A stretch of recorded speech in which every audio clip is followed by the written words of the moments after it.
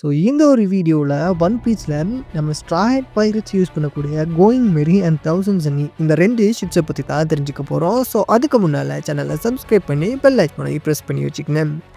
நம்ம ஸ்ட்ராஹெட் பைரட்ஸோட ஷிப்பாக ஃபஸ்ட்டு நம்ம கோயிங் மெரி தான் இருந்திருக்கும். ஸோ அதனால் கோயிங் மெரியை பற்றி முதல்ல தெரிஞ்சுக்கலாம். ஸோ கோயிங் மெரி தான் ஃபஸ்ட் யூஸ் பண்ண ஷிப்பாக இருந்திருக்கும். இது ஒரு கேரவன் கிளாஸ் ஷிப்பாக இருந்திருக்கும். அதாவது இது வந்து 15-16 நூற்றாண்டுகளில் போர்த்துக்கல்லில் முக்கியத்துவம் பெற்ற ஷிப்ஸாக இருந்திருக்கும்.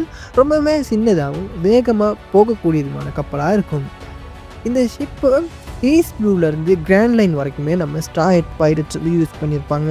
இந்த ஒரு ஷிப்பை நம்ம ஸ்ட்ராஹெட் பைரட்ஸ்லாம் காயாங்கிற ஒரு பொண்ணை காப்பாற்றியிருப்பாங்க. ஸோ அந்த காயாங்கிற பொண்ணு தான் இந்த ஷிப்பை வந்து நம்ம ஸ்ட்ராஹெட் பைரட்ஸ்க்கு கிஃப்ட் பண்ணியிருப்பா.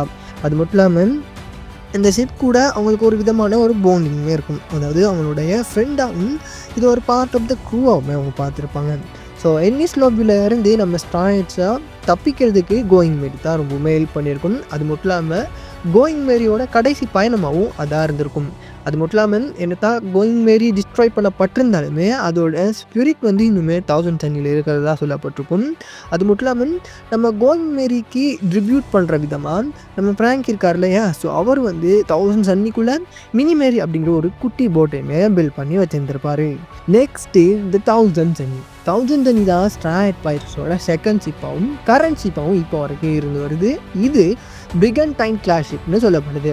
அது மட்டும் இல்லாமல் இந்த ஒரு ஷிப்பை உருவாக்குறதுக்கு நம்ம ஃப்ராங்க் என்ன பண்ணியிருப்பான்னா அதிகமான டியூரபிள் மெட்டீரியலான ஆடம் வுட்டால் இந்த ஷிப்பை உருவாக்கியிருப்பான். அது மட்டும் இல்லாமல் நம்ம கோயிங் மெரியை விட 2 மடங்கு பெருசானது தான் இந்த 1000 சன்னி.